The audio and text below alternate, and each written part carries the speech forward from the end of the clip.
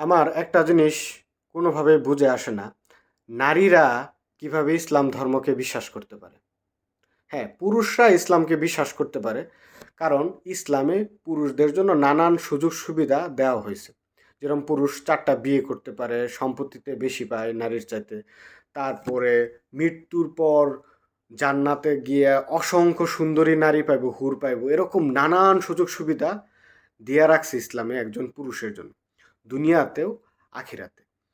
কিন্তু আমার প্রশ্ন হচ্ছে, একজন নারীর জন্য আল্লাহ কি দিয়ে রাখছে?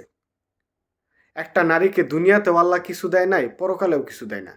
অর্থাৎ একজন নারী জন্ম নেওয়ার পর থেকে মৃত্যু পর্যন্ত তার শুধুমাত্র ত্যাগ করে যেতে হবে, শুধু স্যাক্রিফাইস করতে হবে, আর কিছুই না।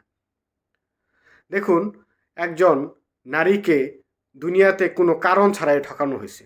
ঠিক আছে, একজন নারী সম্পত্তিতে কম পাবে পুরুষের চাইতে। তারপরে ৪০০ দিনের ঘর করতে হবে। আবার পরকালে গিয়া তার আরও বেশি ত্যাগ করতে হবে, দুনিয়ার চাইতে আরও বেশি।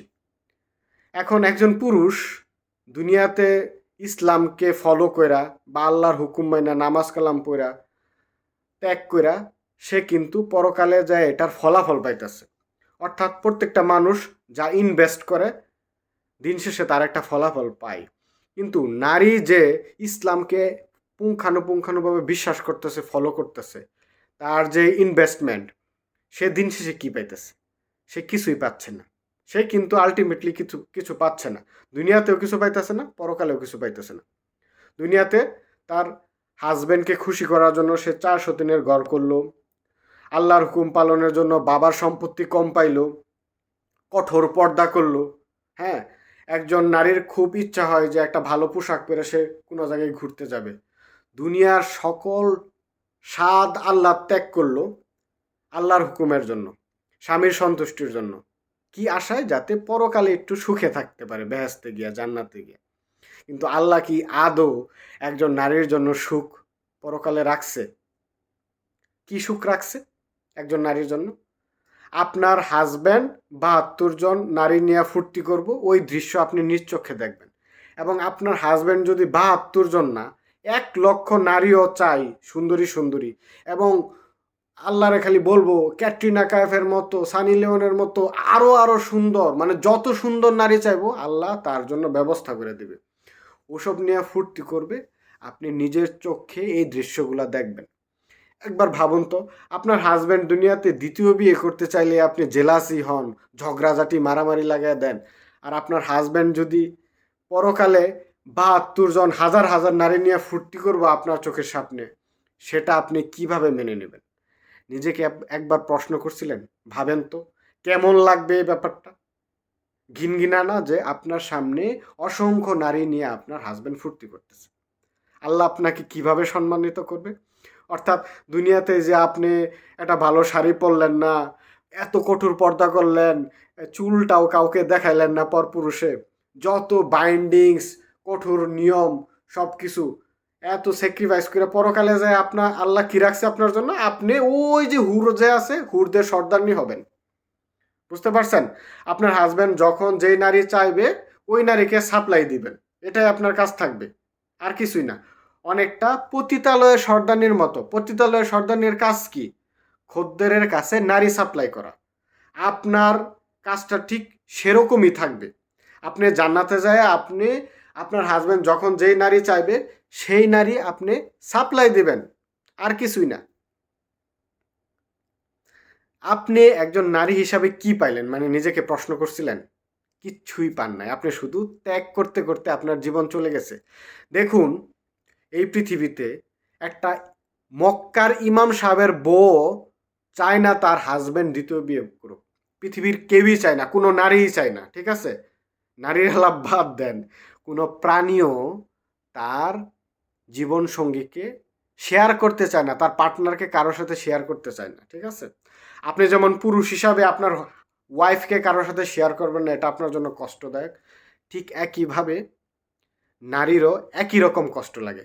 কিন্তু আমরা এই জিনিসটা সমাজে প্রতিষ্ঠিত করতে পারছি পুরুষের বহু বিবাহকে, নারীর উপর চাপায়া দিছি, আর কিছুই না। যে ওই ধর্ম, ভয়ভীতি প্রদর্শন, সামাজিক চাপ, নানান কিছু করে ষড়যন্ত্র কুকৌশলে পুরুষের লাম্পট্যকে বহু বিবাহের মাধ্যমে প্রতিষ্ঠিত করছি, ঠিক আছে?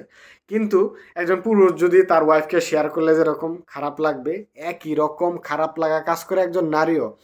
কারণ নারী পুরুষ দুইজনই রক্ত মাংসের মানুষ, অনুভূতি, আবেগ, কষ্ট সব একই। কিন্তু আমরা নারীদের সাথে ষড়যন্ত্র কইরা, মানে নারীদের দুঃখ, কষ্ট, অনুভূতি, আবেগের কোনো মূল্যায়ন করি নাই, ঠিক আছে? ধর্মের দোহাই দিয়া আমরা প্রথা বানাইছি, নিজের লাম্পট্যকের লাইসেন্স দিছি বহু বিবাহের মাধ্যমে। বহু বিবাহের প্রথা হচ্ছে এক ধরনের লম্পটের লাইসেন্স, পুরুষের লম্পটের লাইসেন্স, আর কিছুই না। এখন প্রশ্ন হচ্ছে যে আল্লাহ তো মানে ন্যায় বিচারক, ঠিক না? আল্লাহ দাবি করে এরকম সর্বজ্ঞানী।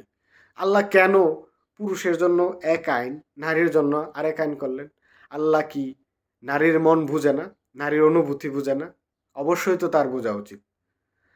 দেখেন, আপনার যদি দুইটা সন্তান থাকে, একটা ছেলে একটা মেয়ে, শুধুমাত্র ছেলে হওয়ার জন্য কি আপনি তাকে মাংসের পিস বেশি দেবেন, তাকে সম্পত্তি বেশি দেবেন, তাকে ভালো পোশাক আশাক দিবেন শুধুমাত্র ছেলে হওয়ার জন্য? আর শুধুমাত্র নারী হওয়ার জন্য আপনার একটা মেয়ে সন্তান আছে, তাকে কি আপনি মাংসের টুকরা কম দিবেন, তাকে কি পোশাক ভালো কিনে দেবেন না? বলবেন যে তুমি নারী, এজন্য তোমার ফ্যাসিলিটিস কম? আপনি একজন বাবা হিসাবে বা মা হিসাবে এটা করবেন না। আপনি বলবেন যে না, ওই ছেলে মেয়ে দুটাই আমার সন্তান, দুটাকে আমি সমান খাবার দিব, কম বেশ করব না।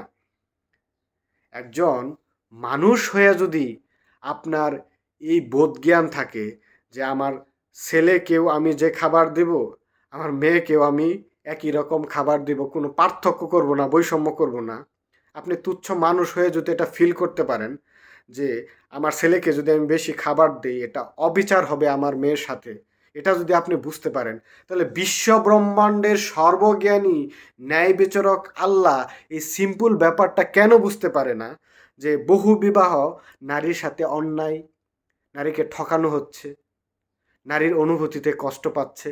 এটা কি আল্লাহ বুঝে না? আল্লাহ অবশ্যই বুঝে, কিন্তু আল্লাহ তা করবে না।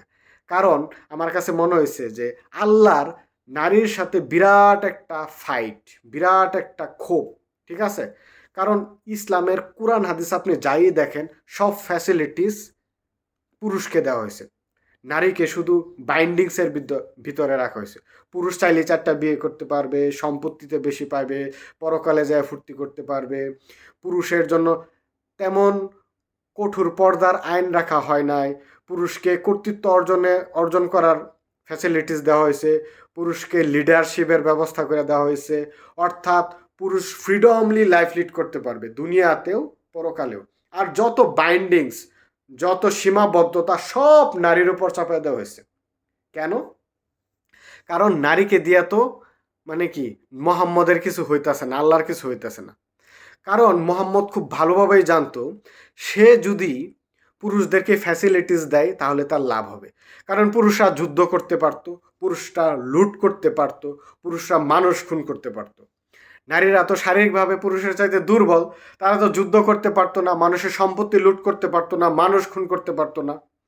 এই জন্য সুকৌশলে ষড়যন্ত্র কইরা সব কিছু অধিকার বেশি ইসলামে দেওয়া হয়েছে পুরুষকে, যাতে দলে দলে নবী মোহাম্মদের ধর্মে অংশগ্রহণ করে পুরুষরা, দলে দলে ধর্মে চলে আসে পুরুষরা। এই জন্যই, আর কিছুই না। আমার খুব অবাক লাগে যে এই ব্যাপারগুলা নারীরা কি কখনো ভেবে দেখেছেন? মানে আপনার সাথে কি এটা ন্যায় হচ্ছে নাকি অন্যায় হচ্ছে? এই যে আপনি দুনিয়াতে এত ত্যাগ করলেন, 403 গল করলেন, বাবার সম্পত্তি কম পাইলেন, এত কিছু করলেন, পরকালে যাও আপনি কিছুই পাচ্ছেন না। আপনার হাজব্যান্ড আপনাকে কতটা সময় দিবে এটাও একটা প্রশ্ন। দেখুন, আপনার হাজব্যান্ডের জন্য 72 জন, 1 লক্ষ আরও অধিক সুন্দরী নারী রাখা হয়েছে, আর আপনার জন্য কিন্তু বাড়তি একজন পুরুষও রাখা হয় নাই, শুধুমাত্র আপনার হাজব্যান্ডকে ছাড়া। একবার ভাবুন তো, আপনার হাজব্যান্ড জেনে সুন্দর সুন্দর নারী নিয়ে, হাজার হাজার নারী নিয়ে থাকবে, ওখানে আপনাকে সে কতটা সময় দেবে, কতটা গুরুত্ব দেবে? আরে ভাই, আপনারা তো দুনিয়াতেই সে গুরুত্ব দিতেছে না। হ্যাঁ, বিয়ের আগে আপনার প্রতি যেই প্রেম থাকতো, যেই ভালোবাসা থাকতো, বিয়ের 2 বছর পরে সেটাই ফুরাইয়া গেছে।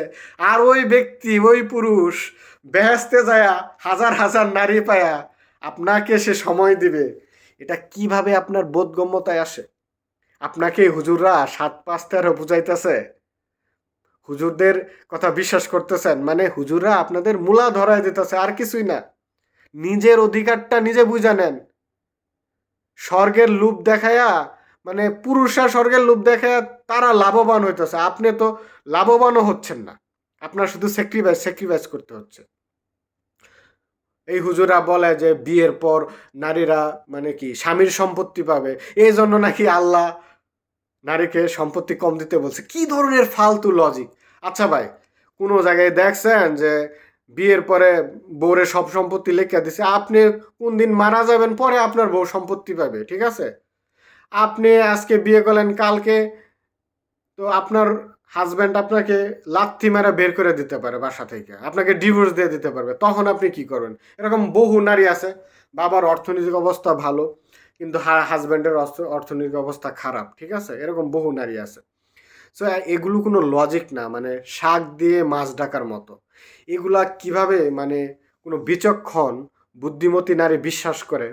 এরকম ডিসক্রিমিনেশনমূলক আচরণ আমার এটা কোনোভাবেই বুঝে আসে না।